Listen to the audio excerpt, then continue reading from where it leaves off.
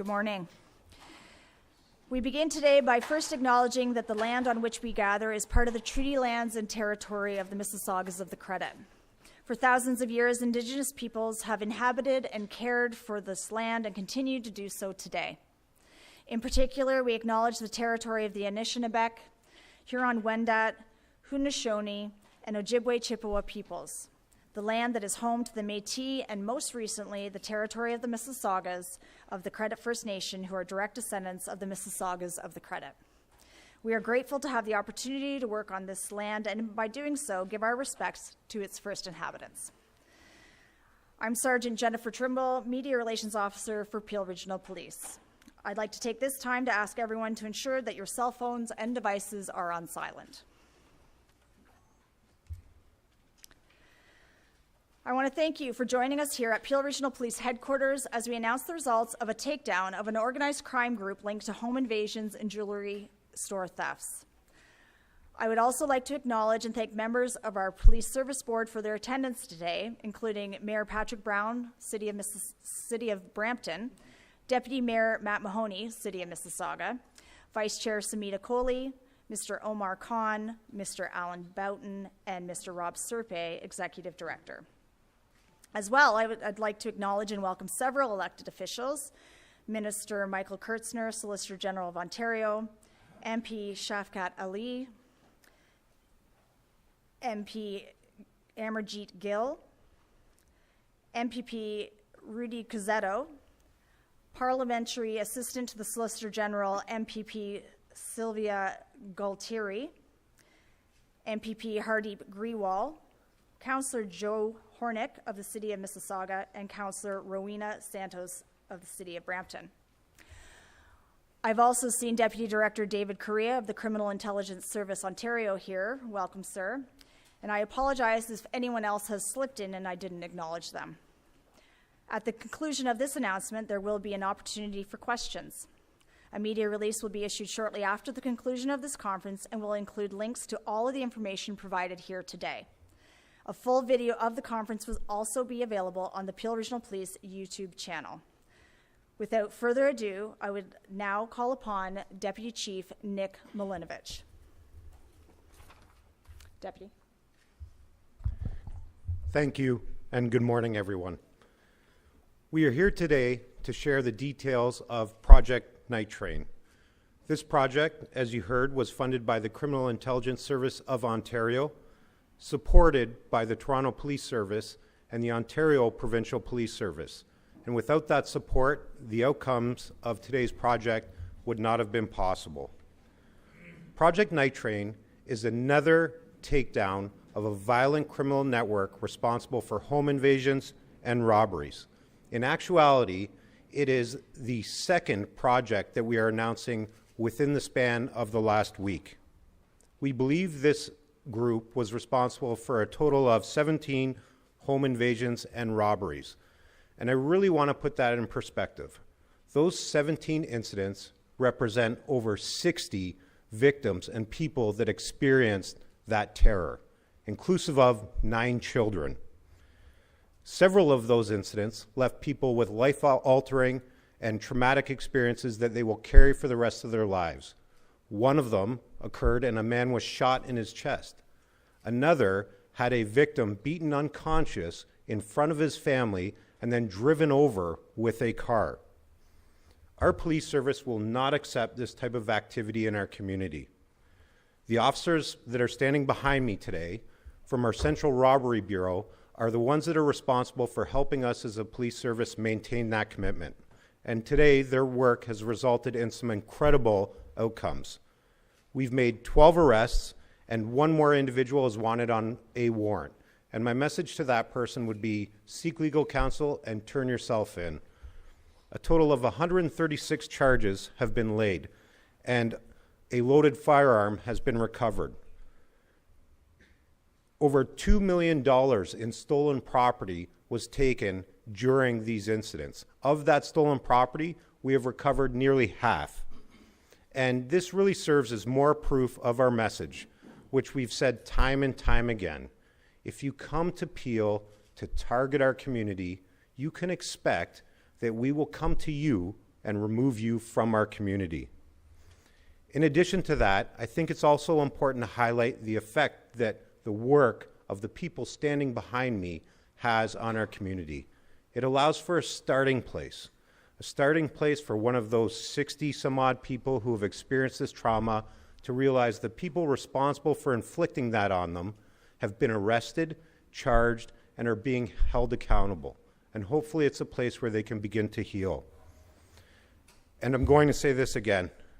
This type of activity doesn't belong in Peel.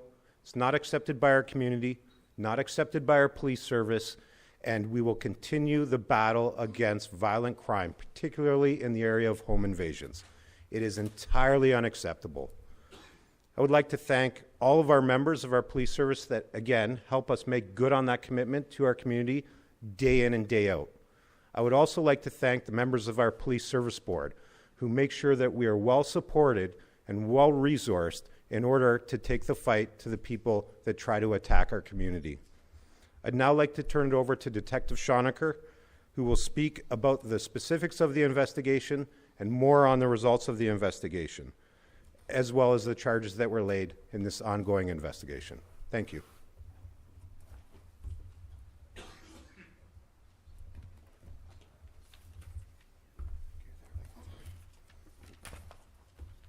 Thank you, Deputy. Good morning, everyone.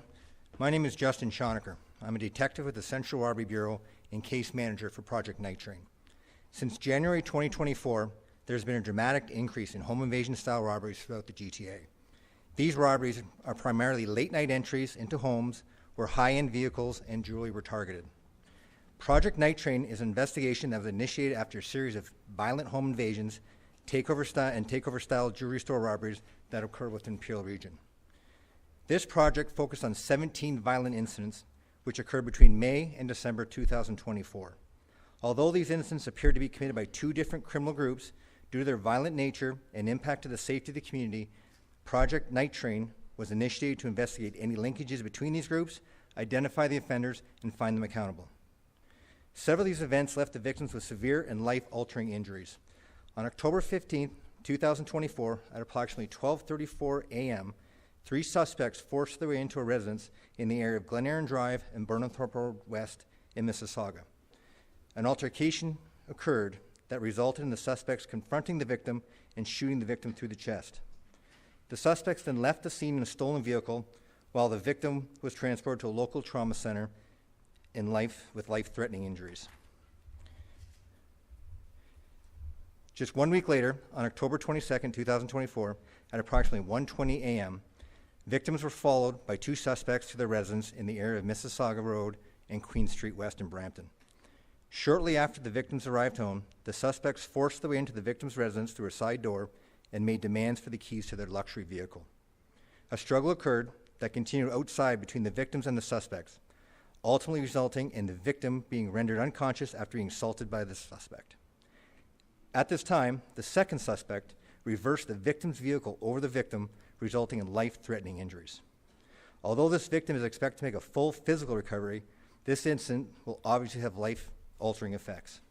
In totality, these crimes, along with the other incidents investigated in this project, not only caused lasting physical and mental impacts on the victims in our communities, but also resulted in a significant financial loss of approximately $2 million in vehicles and jewelry.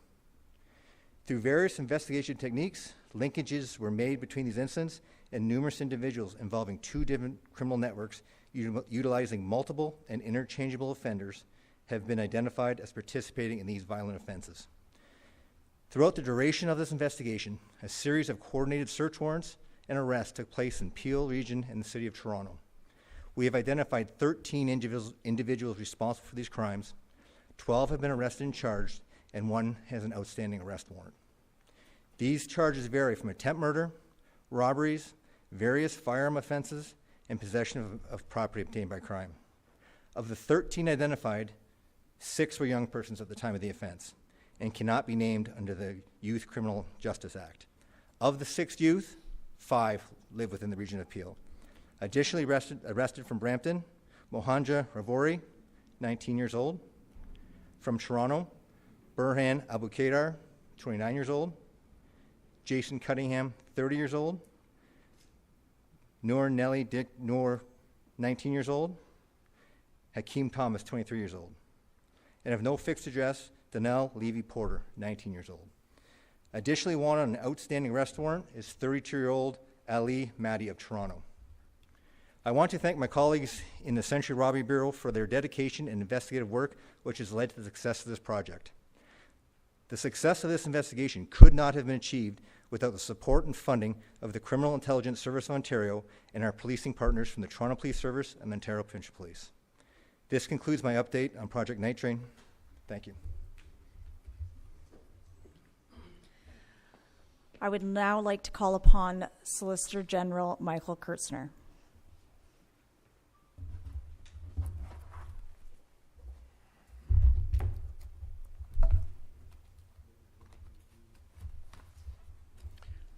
Good morning. It's a privilege for me to be here with you this morning and to hear the results of the incredible work led by Peel Regional Police Service through Project Night Train. Over the past several years, our province, like much of Canada, has seen a troubling rise in violent and organized crime. This has left far too many Ontarians feeling unsafe in their own homes and neighborhoods. People have had enough. The residents of Peel have had enough. They've had enough of the violence in their streets, of jewellery store robberies, of smash and grabs, of having their car stolen, of having their doors kicked in at 3 a.m. Our government, led by Premier Ford, will not allow criminals to have what I said last week in Niagara, free run of the land, thinking that they can get away with it. I can tell you this. Together with our policing partners, we believe in one thing, that our fundamental right to live safely in our own homes and communities will be respected and preserved at all costs. This respect will never be compromised, and that's why Ontarians trust our government to keep them safe. We're a government that will not tolerate lawlessness. We will always be tough on crime, and Ontarians respect us for it. When it comes to setting a high bar for public safety, let's face it, we've never had a government, never in my lifetime, never in our generation, that has set a bar as high as we have, that has been as relentless as we have in providing the legislation, the regulations, the expectation, and the tone that mirrors what we say. We will continue to equip police with the tools they need to arrest offenders, and at the same time, take a very proactive approach in appointing tough-on-crime judges and justices of the peace. Our approach is laser-focused, and it is intentional. It all starts with great policing partners like Peel Regional Police Service, a flagship service of one of the finest police services anywhere in Canada. But in the end of the day, no one should question our will or determination to keep our community safe. And if anyone violates the trust of lawful conduct in our province, make no mistake, you will be found, you will be put up, you will be locked up behind bars where you belong. And the proof is evident today. I'm proud that our government was able to support the work of Project Night Train through the Criminal Intelligence Service Ontario, CISO. And thanks to the tireless efforts of Peel Regional Police, 136 charges were laid, and those responsible have been held to account. On behalf of a grateful province, I want to thank everyone involved with Project Night Train. The people of Ontario are safer because of you. There are serious problems to solve, and we know that. We need serious leaders to solve them. We are the government led by Premier Ford that Ontarians have come to trust to keep them safe and protect them. We will never let them down. This is our sacred promise. To the brave men and women who tirelessly keep our province safe every day, to them we say, wherever you go, we go. Thank you. Merci beaucoup, and miigwech. And now I'd like to turn it over to our friend, my great friend, the Mayor of Brampton, Patrick Brown.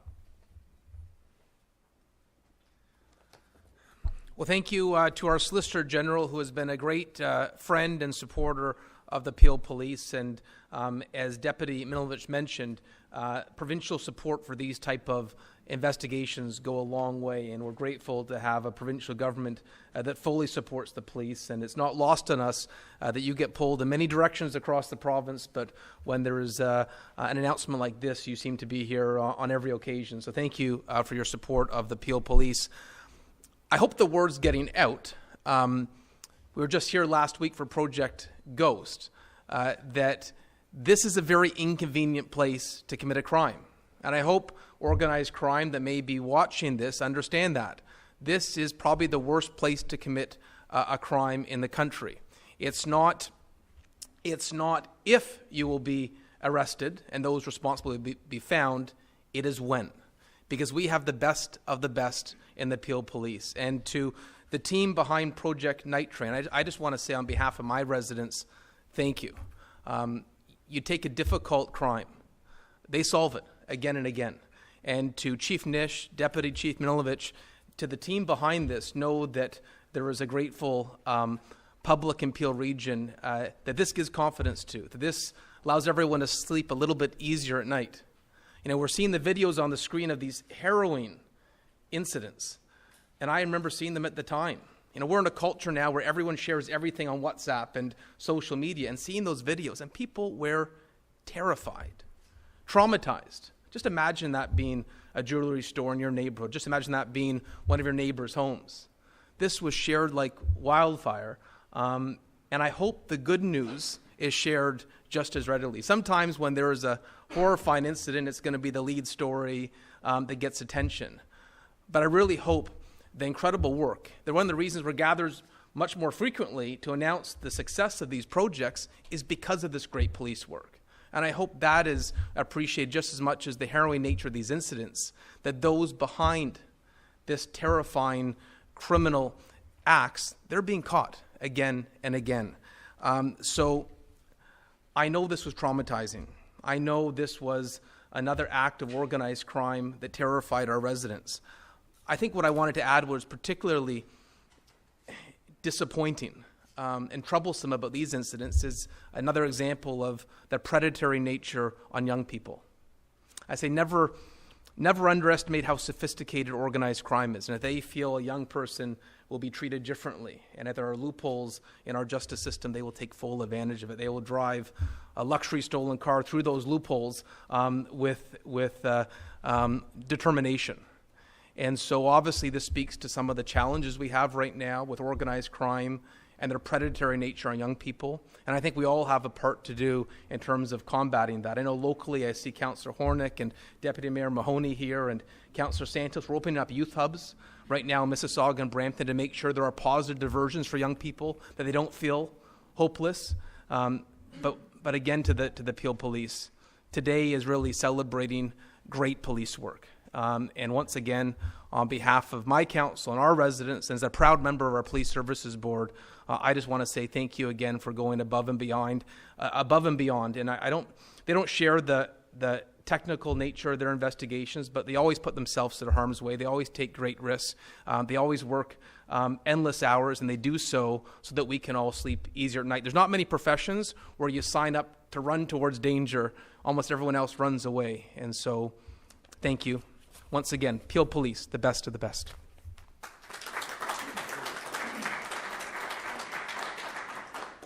Thank you, Mayor. I would now like to call upon Deputy Mayor Matt Mahoney, who not only is the Deputy Mayor of Mississauga and Councillor, but also a member of our Police Service Board. Sir? Thank you very much, and good morning.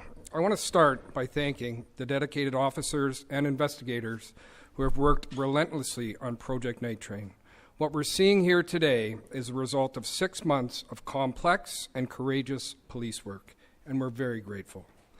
I do want to use my time here today, though, to speak not about the tactics or the investigations, but about the people. Project Night Train is about far more than criminal networks or arrests. It's about the terrifying reality that for months, individuals and families across our communities were targeted in the most invasive and violent ways. Victims of these crimes were not just robbed, they were traumatized. Some were left with life-altering injuries, others carry visible wounds that will stay with them for years to come. These were not random acts. These were coordinated, ruthless attacks that tore at the very fabric of safety and trust in our neighborhoods. As a lifelong resident of this city and as the deputy mayor of Mississauga and a member of the Police Services Board, I can tell you it shakes our sense of normalcy. And for the victims and their families, it has created a before and after that can't be undone. Today is not just about announcing arrests or laying charges. It's about sending a message to our community that we see you, we hear you, and we're taking action. This is also about rebuilding trust, especially for those who now feel vulnerable in their own homes. Project Night Train is a clear demonstration of what happens when we bring the full weight of our police service, our partnership, and our community commitment together. To this end, later this fall, the Police Services Board and Peel Regional Police will also be launching the Victims and Survivors Symposium. It's a forum that will ensure the voices of those impacted by crime are elevated, supported, and heard. But today, right now, our focus remains on the victims of these violent crimes. We will not allow violence to define our communities. We will not stay silent when safety is threatened. And we will never stop standing up for those who have been harmed. A special thank you again to our police service and for all the dedicated work that they've put up. And we stand behind you now and going forward. Thank you very much.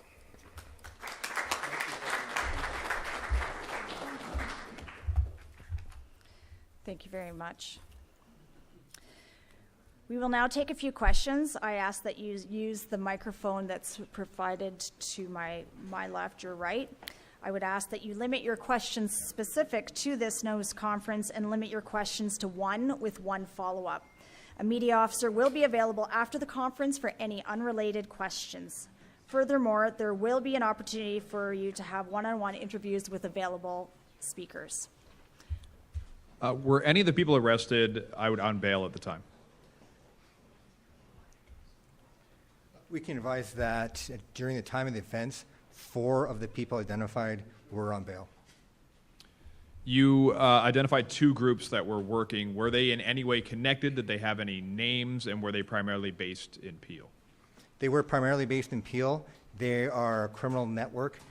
They don't have any names. They're basically a criminal network of interchangeable players that keep changing the offenders depending on the crime they're doing. But were they connected in any way? There are some loose connections, but nothing officially. Good morning, Momin Qureshi, 680 News. These criminal networks that were working, was this their primary focus, or were they also involved in other types of crime? Were the things that they were stealing being used to fund other proceeds of crime? At this time, we don't have any information that they were funding any sort of criminal organization. Like I said, they're a loosely organized criminal network. At this point, it seems that they were using these crimes as a means of profit for themselves. You mentioned that they were kind of loosely interchangeable parts, but is there some sort of structured leadership involved here, where there's some people at the top and then they're changing the parts as they go, or is it just kind of a ragtag bunch here? With this network, it's very interchangeable. The players are different, interchangeable, and there's no hierarchy. I just want to top that last question up. You were asking specifically about criminal networks, how they're connected. The reality is they're connected by what they see as an opportunity to profit. And, they're looking for vulnerability in our community, looking for an opportunity to profit. And then, much like a lot of private enterprise, they diversify. So it's not always exclusively one crime that you see these networks engaged in.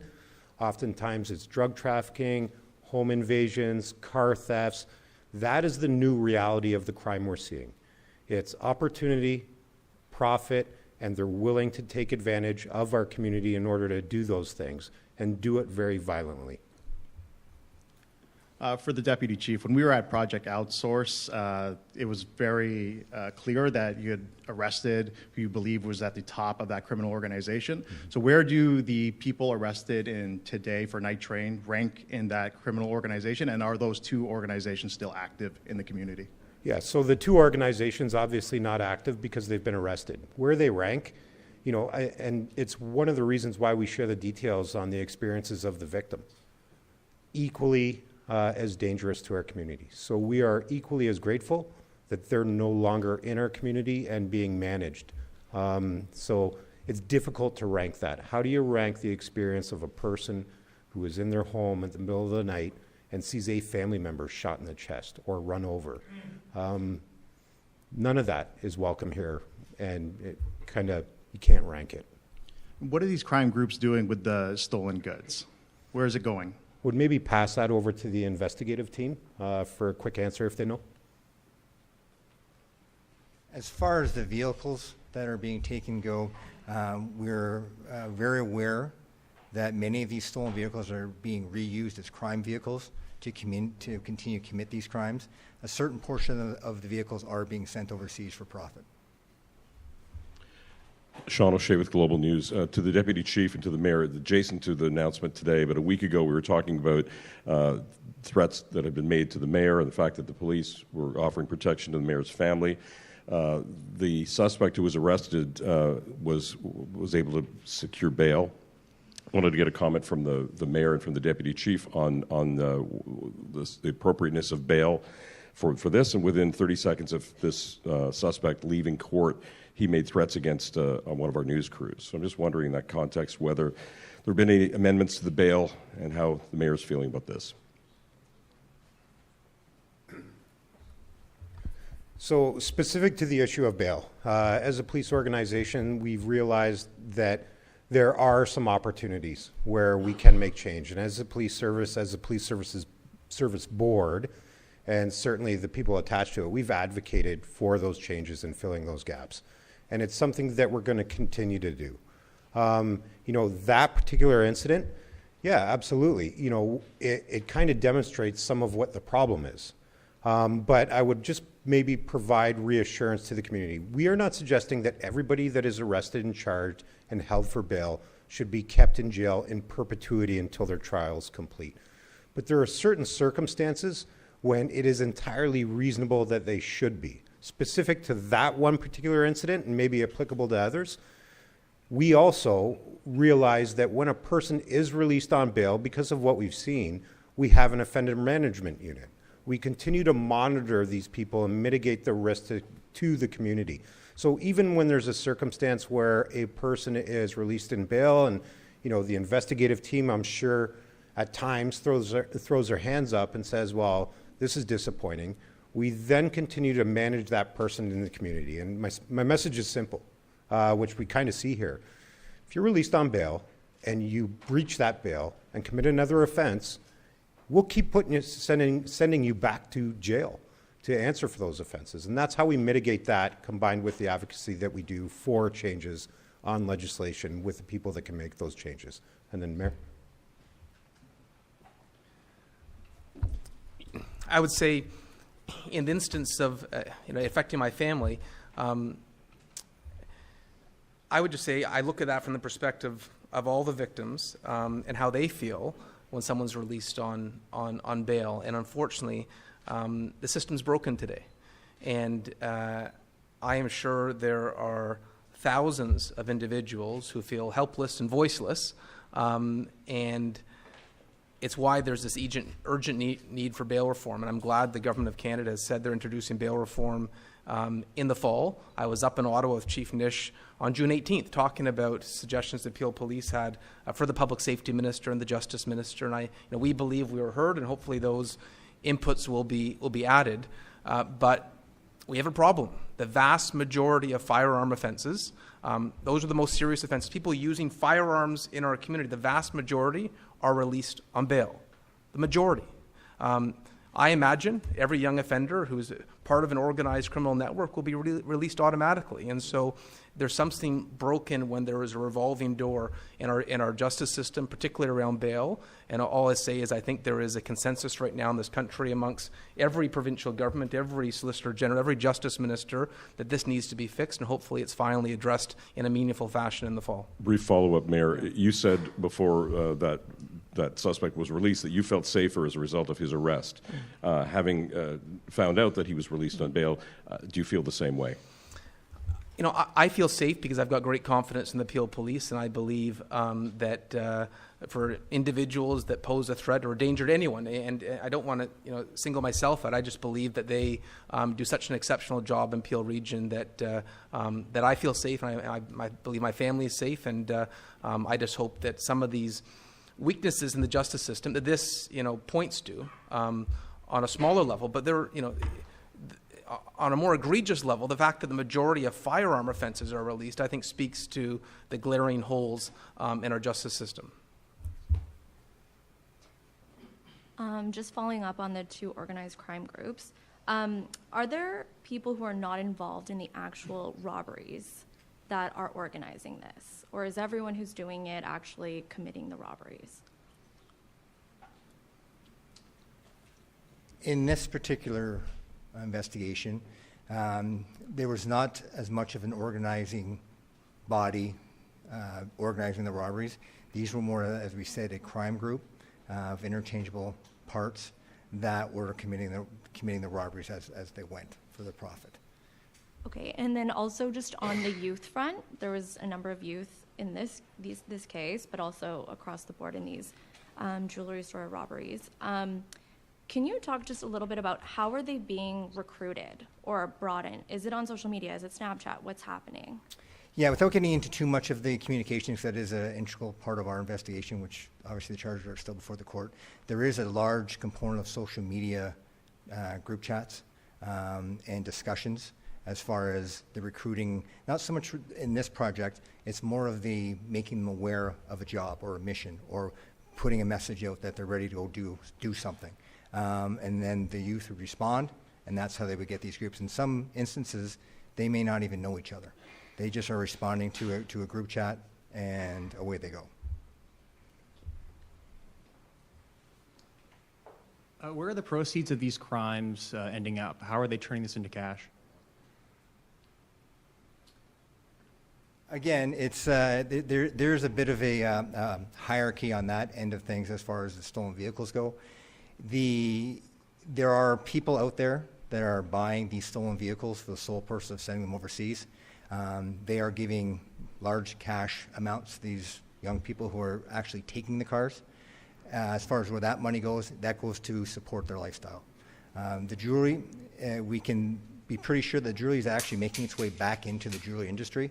We are working with our community stakeholders, like the Jewelers Vigilance Alliance Committee, who are looking into where that jewelry is going and how it makes its way back into the industry.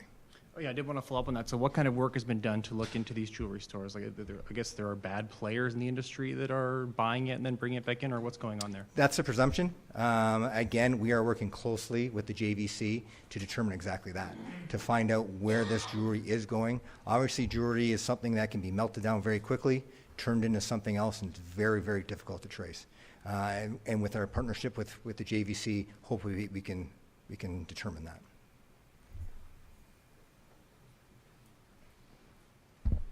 Just in relation to the last question and where the proceeds of these types of investigations are going, I just want to comment very generally.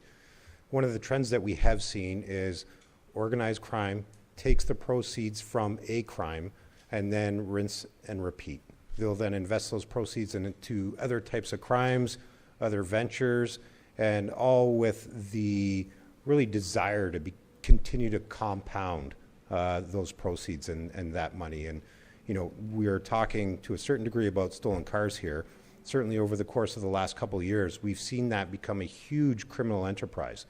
And it was groups that were involved in car thefts, again, diversifying into drug trafficking, into extortions. They really do take that money and then invest it back into their business, which is crime. Hi, Surya from Y Media. My question is, are you increasing patrols or community presence regarding after this arrest?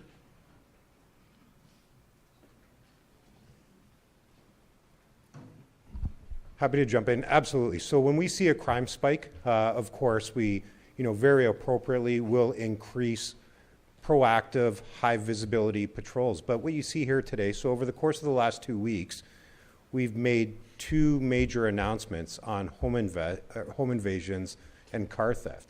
And that is the result of an expansion in resourcing to our our Central Robbery Bureau. One of the things that our Chief Duriapa, and our organization tries to do is understand what the pressures are of the community, and then we make sure that the resourcing in those spaces is commensurate to the pressures. We've increased areas of priority for our community, like car theft, more than doubling that unit, like our Central Robbery Bureau, adding additional staff to that. So definitely, we do up the resourcing in those spaces. Just on that point, I think it's fair to say that we have heard the concerns of the public in recent years, wanting to see more of a visible police presence. Right now, we're in the midst of the largest expansion of Peel Regional Police frontline patrols in our history. We've added 300 new officers this year. We actually had to seek special permission from the provincial government to have an extra graduating class, and thank you to the Solicitor General for having to work with the police college to grant this special ability to Peel to bring more police on faster. And so police will see, I think the community will see an enhanced police capacity to respond, but this is a busy region. Hi, my name is Sukhpreet and I'm from Omni News. We have seen South Asian jewelry businesses were actively being targeted recently with the firearms. Have you seen any connection of these organized crimes with criminal groups like Lawrence Vishnoi Group, who are extorting money out of these businesses? I can speak specifically to this investigation. We have not seen any connectivity between the people who we identified with any sort of international criminal groups. Okay, thank you. You had mentioned that some of these vehicles that were being stolen were being sent overseas, but also that these guys were not as organized crime. But it does seem like it would take a certain amount of coordination or organization to get those cars onto containers and overseas. So are they being stolen for another group? Are they being given orders? Or because it does seem to take a lot of coordination to pull that off and get them into containers and overseas. There is coordination involved. Basically, these individuals know who to contact if they come across a luxury vehicle and how to get rid of it. And the coordination is sort of at the next level than what we were dealing with here. So are they stealing these cars randomly, or do they know what to look for and who to contact when they do it? I would say both.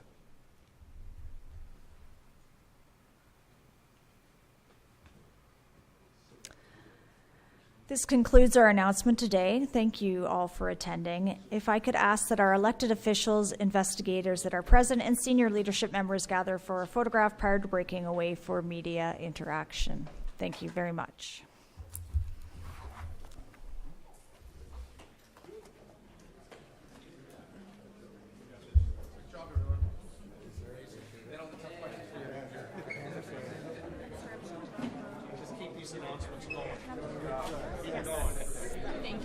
It needs to be unplugged. Give me a second. I don't know how to unplug it. Do you see the plug?